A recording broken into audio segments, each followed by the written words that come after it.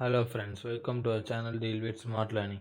In this video, we are going to see about the free online training platform which is named as Educba.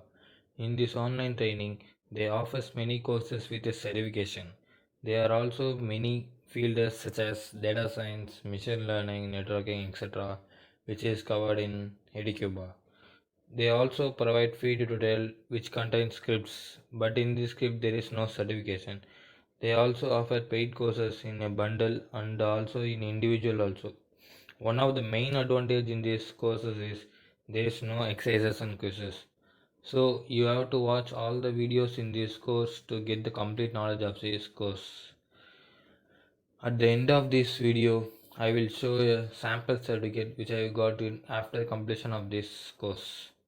If you skip the video, you can't get the knowledge. And another main thing is you can't do multiple courses by using the same account. So you have to use different account for different courses. But also there is another way to use the same account in multiple courses by deleting the that particular account and also reusing it in another courses by enrolling it in. If you like this video, like and share this video to your friends.